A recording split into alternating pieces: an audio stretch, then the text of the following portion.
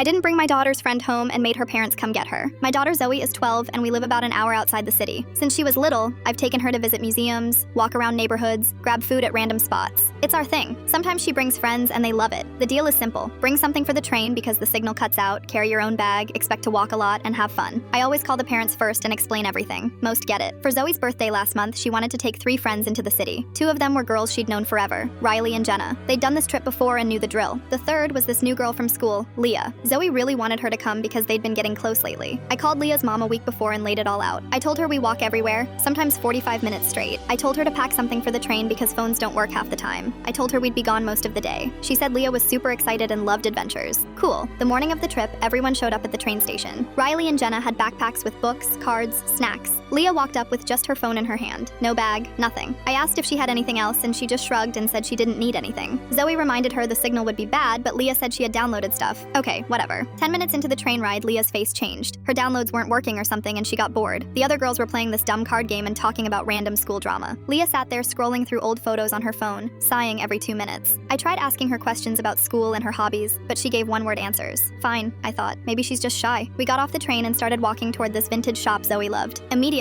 Leah asked if we could take a cab. I reminded her we were walking and she looked at me like I'd just told her we were swimming to the moon. She groaned but followed us. The whole time we were in the shop, she stood by the door complaining that her feet hurt. We'd been walking for maybe 15 minutes total. Next stop was this bookstore that has a cute cafe inside. The other girls were excited, grabbing books and showing each other stuff. Leah sat on a bench near the entrance and asked again about a cab. I told her we could take the subway part of the way if she wanted. She asked what the subway was. I explained it and she made this disgusted face and said no thanks. My mom, who came with us to help, offered her water. Leah said she wasn't thirsty but kept sighing really loud. By the time we stopped for lunch, I was getting annoyed but trying to stay calm. We went to this place that had burgers, pasta, salads, everything. Leah barely looked at the menu and said she wanted to go home. I asked if she felt sick or if something happened. She said no, she was just bored and tired. I told her we still had a few more hours and a show to see. She stared at me and said she didn't want to see a show. She wanted to leave. I pulled her aside and asked again if she was okay. She wasn't sick. She wasn't upset about anything specific. She just didn't like walking and thought the day was boring. I stayed calm and told her if she really wanted to leave, she needed to call her mom. I wasn't cutting the trip short for everyone else because she changed her mind. Leah called her mom and I heard her say she wanted to come home. Then her mom asked to talk to me. She asked why I couldn't just bring Leah back. I explained that if I left, I'd miss the show, and Zoe wanted me there. My mom couldn't take her either without missing it. Her mom got quiet and then said she didn't want to pay for a train ticket to come get her. She also didn't want to drive because it was too far. I told her I understood, but we weren't heading back until after the show, which was in 3 hours. She wasn't happy. 20 minutes later, Leah's mom called back and said Leah's dad would come get her. He showed up right before the show started. Leah didn't say goodbye to anyone, just left. Her dad didn't say much either, just nodded at me and walked out with her. The rest of the day was great. Zoe and her other friends had a blast at the show.